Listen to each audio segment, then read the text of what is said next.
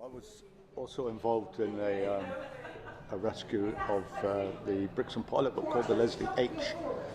We were down as a lifeboat crew one Sunday morning, and this was after the Lerma job, and it was blowing easterly, about a force 8 to 9, maybe a little bit of south in it, and I said to the lads, do we really need to go out today? Because what we wanted to do was practice anchoring and several shoreside things, like put a rocket line ashore and stuff like that. And the scope for where we could do it was limited with the weather. So, anyway, we looked out the window and there's the Leslie H steaming out to put a pilot on board of the ship.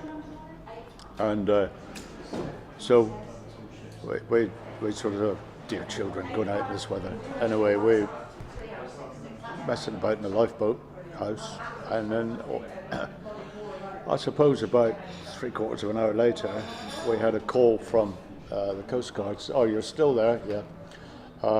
The pilot boat has got a bit of a problem. Can you go and give her a pluck in? Yeah, routine. So George Dyer, who was the coxswain, was there. I was second coxswain. Arthur Colonel was what they call the emergency coxswain.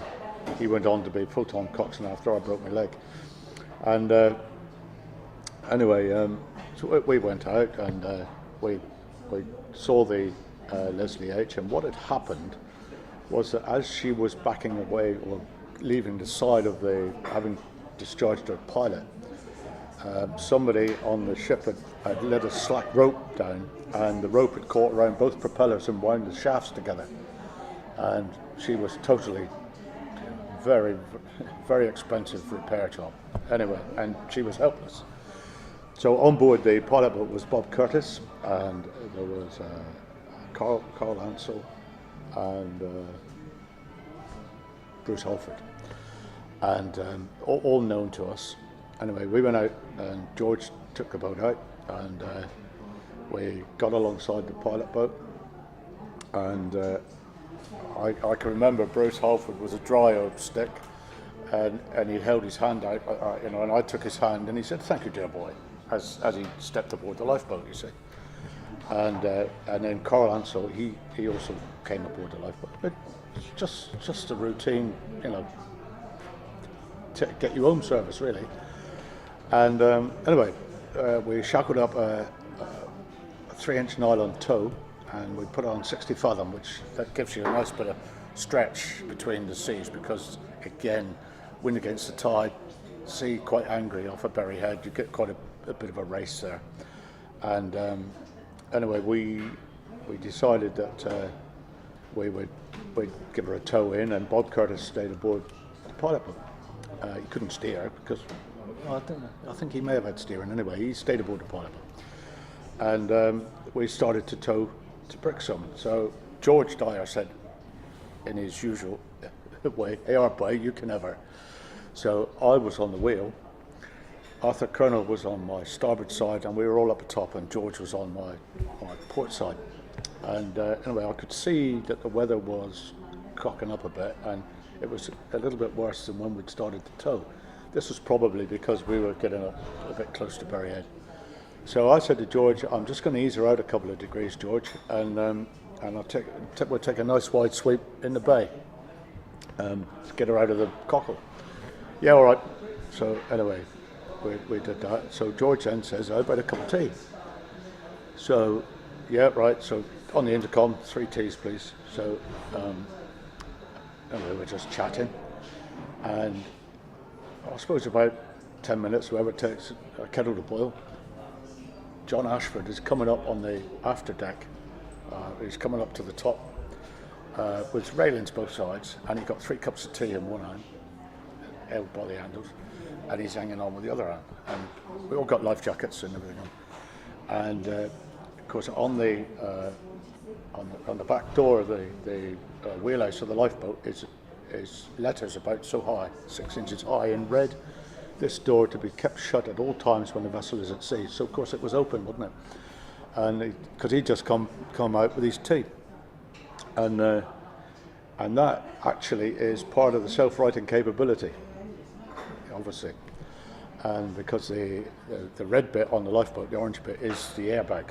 And so anyway, George, he's looking aft, and he said, "Oh yeah, there's the teething." And he turned around, and just as he said that, he shouted, "Look out!"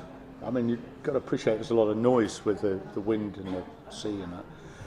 And I looked to starboard just to see a wave curling up, ready to hit us. And it hit the lifeboat. As the lifeboat went up on her side on the wave, so all this tons of white water landed on the wheelhouse and pushed her over and surfed her sideways. We went about 110, 120 degrees over, and all I could see was George Dyer go underwater. Well, George can't swim, although he had a life jacket on, so I put my boot on him to stop him floating away. I got wet up to here, and remember we're over hanging on for grim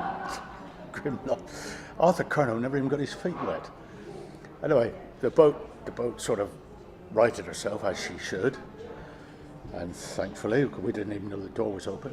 And anyway, the next thing we hear is man overboard, which is what you don't want to hear. Here we are in a force 9 with a tow with a man overboard. So my immediate reaction was to come astern to get the man. George Dyer and Arthur, meanwhile, went down on the afterdeck to give a hand to try get the casualty back. Nothing's happening on my engines. So as I kept pulling them astern, they went back to neutral. So I put them astern again anyway. Of course, brother Stephen was he was with me on the Lerma, and he was a station mechanic. He was down below trying to reset the gearboxes. What I didn't realise at the time, in my urgency, was that to set when a lifeboat tips over more than 90 degrees, there's mercury switches on the gearbox which put her into neutral. The reason for that is because if the crew get chucked into the water and the propellers are spinning, they get killed. And more embarrassingly, if all the crew are over the side and the lifeboat rights itself and it's still in gear, it sails off and leaves them in the water. So that's why that particular trick is on the gearboxes. Well, of course, he had to keep them into neutral for a while, reset them. Then eventually I got power back. Meanwhile, the tow has come down towards us and caused a slack rope in the tow. And George or somebody managed to flick the rope over to the casualty. And this was actually in February, I think, and the water was really, really cold. And you're talking 20 minutes and you're in trouble. Although he had oilskins and stuff on. Anyway, we managed to get John Ashford back aboard, and then we pulled the pilot boat in towards us and took Bob Curtis off. And then George says to me, "Righto, inside." Now George used to wear glasses, which he now lost, so he's blind to back. And he said, "Righto, kid," he said, "take her in." So I'll get in the wheelhouse and drive in the boat. And he said, we're doing about half revs, I suppose. We're getting along about 7, 8, 9 knots. And so he said, "No, give her the beans."